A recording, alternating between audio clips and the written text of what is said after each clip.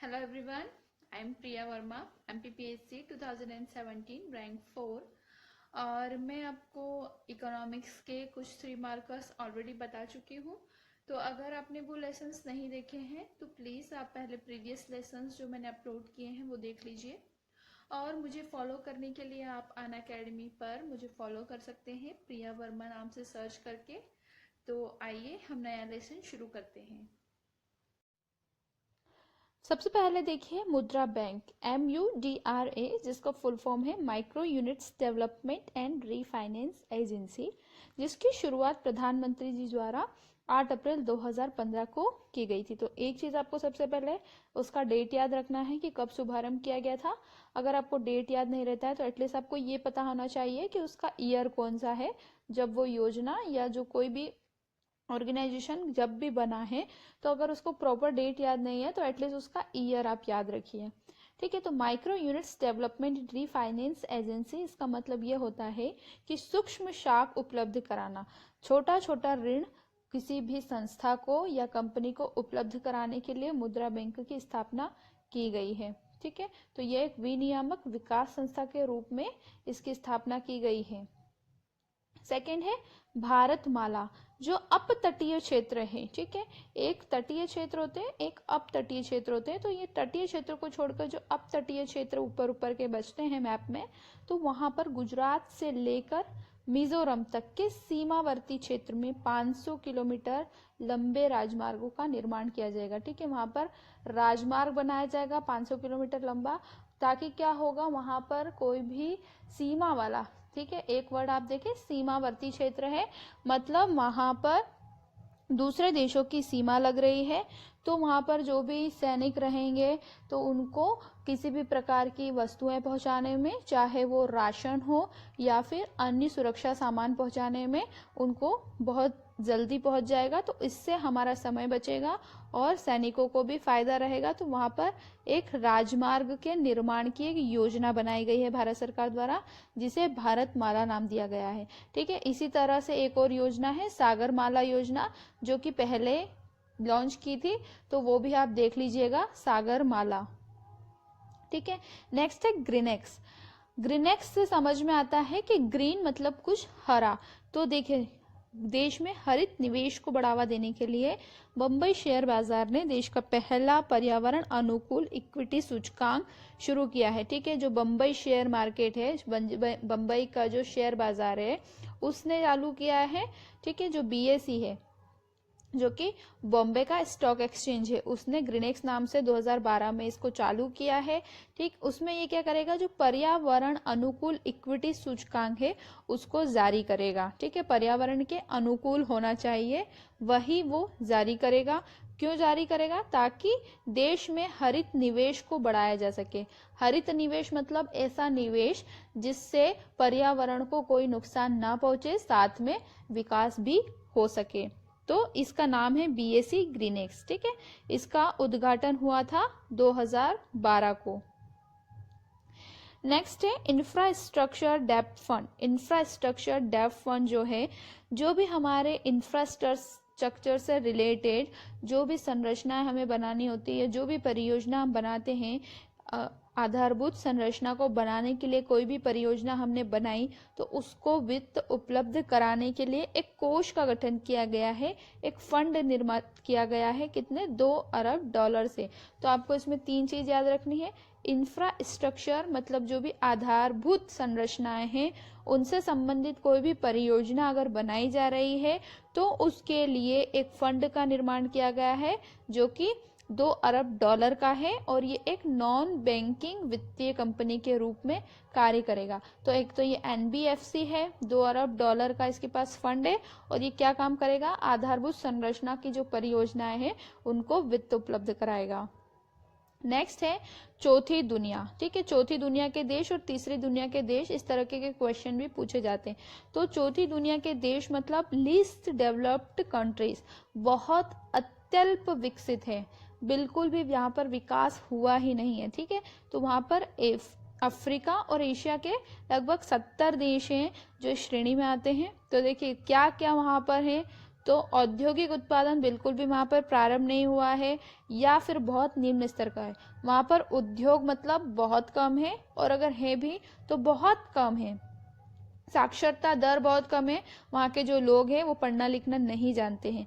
आधारभूत प्राथमिक आवश्यकताओं की पूर्ति भी समुचित रूप से नहीं होती, और ये देश विदेशी सहायता एवं ऋण पर सदैव निर्भर रहते हैं। ठीक है, ऐसे कुछ देश है अफ्रीका और एशिया में जहाँ पर बिल्कुल भी डेवलपमेंट नहीं हुआ है, वहाँ के लोग बिल्कुल साक्षर नहीं हैं, और वहाँ पर वो जो देश के लोग हैं वो हमेशा ऋण के माध्यम से या फिर दूसरे देशों पर ही निर्भर रहते हैं। तो इस प्रकार के जो देश हैं वो चौथी दुनिया के देश या फिर लीस्ट डेवलप्ड कंट्रीज कहते हैं। तीसरे दुनिया के देश ऐसी थर्ड वर्ल्ड कंट्रीज मतलब ऐसे कुछ विकासशील देश जहाँ पे कुछ विकास हो चुका है और कुछ विकास की प्रक्रिया जारी है। ठीक है, तो कुछ तो हो चुका है ऑलरेडी और कुछ अभी चल रहा है, पूरी तरह से डेवलपमेंट नहीं हुआ है। नेक्स्ट है comparative rating index for sovereigns, CRIS।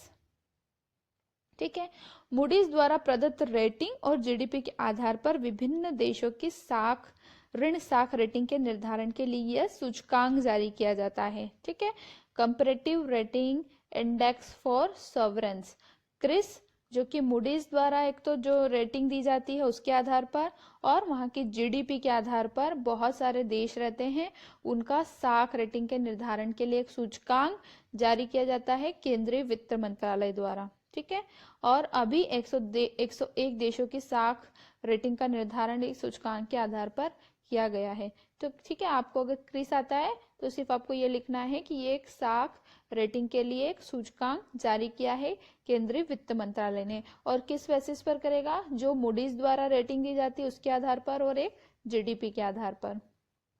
ठीक है, नेक्स्ट है KPO, knowledge processing outsourcing, KPO। Knowledge processing outsourcing मतलब ये होता है कि जो भी ज्ञान आधारित सेवाएं होती हैं, जैसे कि मान लिए मैं आपको पढ़ा रही हूँ, तो मान लो कल से मैं यहाँ से बैठे बैठे अपने घर से बैठे बैठे जैसे मैं आपको पढ़ा रही हूँ, तो ये आउटसोर्सिंग होता है कि मुझे वहाँ आना नहीं पड़ रहा है, आपके पास दूर से बैठे बैठे भी मैं काम कर रही हूँ आपके लिए, ऐसा। तो अगर मान लो कि मैं यहाँ बैठे बैठे अमेरिका के लिए काम करने लग जाऊं, तो अमेरिका के लिए मैं आउटसोर्स कर रही हूँ। ठीक, तो ऐसी सेवाएं जैसे वकालत वगैरह दूसरे देशों से कराई जाती है। हम ऐसा क्यों करवाना पड़ता है, जैसे कि हमारे यहाँ पर बहुत सारी कंपनीज हैं जो कि अमेरिका के लिए काम कर रही हैं। ठीक है, कस्टमर केयर मुख्यतः हम देखते हैं कि वो लोग यहाँ पर लगाते हैं और फिर नाइट शिफ्ट यहाँ के जो लोग करते हैं तो उन्हें पेमेंट भी अच्छा देते हैं, लेकिन वो पेमेंट फिर भी वहाँ पर जो पेमेंट देना पड़ेगा, यूएसए में अगर कर रहे हैं तो वहाँ पर और भी ज्यादा पेमेंट देना पड़ेगा। तो इसलिए वो क्या करते हैं, जहाँ पर आसानी से रोजगार मिल जाता है, लोगों की उपलब्धता ज्यादा है, तो वहां पर क्या होता है कि कम पैसों में ही उनका काम हो जाता है, तो इसके लिए वो बाहर से करवाना उचित समझते हैं। तो उसी को बोलते हैं knowledge processing outsourcing. IPO, initial public offer, ये शेयर मार्केट से रिलेटेड एक टर्म होती है। यहाँ पर क्या होता है, इनिशियल पब्लिक ऑफरिंग से किसी कंपनी द्वारा जारी किया गया प्रारंभिक निर्गम है।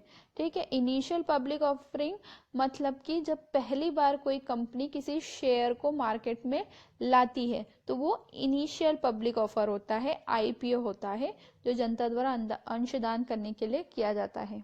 ठीक है, जब पहली बार कंपनी शेयर ला रही है कोई सा, तो वो IPO के अंतर्गत आता है। नेक्स्ट है समावेशित विकास। ऐसा विकास समावेशित कहलाता है जिसमें जो सबसे कम या सबसे कमजोर वर्ग का जो व्यक्ति है उसे भी लाभ मिले, समावेशी रूप से, मतलब सभी का सम्मेलन हो जाए उस विकास में। सिर्फ ऐसा नहीं कि किसी एक वर्ग को सिर्फ लाभ पहुंचे, सभी वर्गों को, मुख्यतः जो वंचित वर्ग हैं वो छूटे ना। तो इस तरह का जो विकास होगा वो समावेशित विकास होगा। तो आर्थिक विकास की उच्च दर से जनित राष्ट्रीय आय के वितरण में जब समाज के सबसे कमजोर वर्ग के लोगों को उचित हिस्सा मिलेगा, मतलब राष्ट्रीय आय का रिसाव प्रभाव नीचे की ओर अधिक होगा।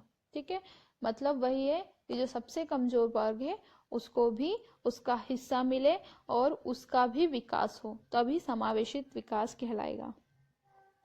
ये जो समावेशित विकास है ये इंपॉर्टेंट है, इसको ध्यान रखिएगा। पंप प्राइमिंग, देखो, जो पंप प्राइमिंग है वो एक अर्थशास्त्री द्वारा दिया गया एक अवधारणा है। उन्होंने ये कहा है कि जब मंदी होती है किसी देश में तो उसको दूर करने का जो कदम सरकार उठाती है, तो उसमें सरकार इतना निवेश करे कि वो मंदी दूर हो सके। चाहे वो निवेश फिर अनुत्पादक हो, मतलब भले ही वो निवेश वेस्ट में चला जाए, सिर्फ मंदी को दूर करने के लिए अगर सरकार कोई निवेश करती है तो उसे पंप प्राइमिंग का नाम दिया जाता है। तो ये अर्थशास्त्री है J.M. कीन्स। तो यह आपको याद रखना पड़ेगा कि किन अर्थशास्त्री ने इसका अवधारणा दिया है। ठीक है, मंदी को दूर करने के लिए जब सरकार निवेश करे, चाहे वो निवेश अनुत्पादक क्यों ना हो। ठीक है, नेक्स्ट है PAN, जो हमें पैन नंबर मिलता है, मुख्यतः हम उसको पैन बोलते हैं। तो परमानेंट अकाउंट नंबर होता है ये आपका। ठीक है, स्थायी लेखा संख्या भी बोलते हैं इसे हिंदी में।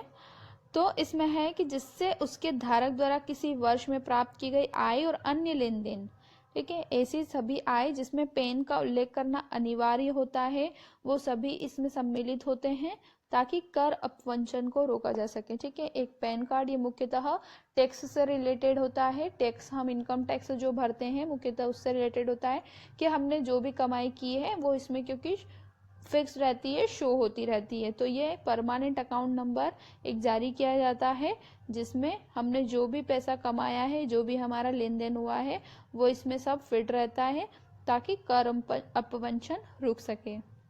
नेक्स्ट है जेंडर बजटिंग। ठीक है, जेंडर बजटिंग मतलब क्या होता है कि जब भी हम बजट बनाते हैं, हमारी सरकार जब भी बजट की घोषणा करती है, तो उस बजट में महिलाओं के लिए एक अलग से ही कोई सेक्शन रहता है, उनका एक अलग ही पूरा सेक्शन दिया रहता है कि ये जो इतनी सारी हमने जो भी नीतियां बनाई हैं या योजनाएं बनाई हैं वो महिलाओं के उत्थान के लिए है।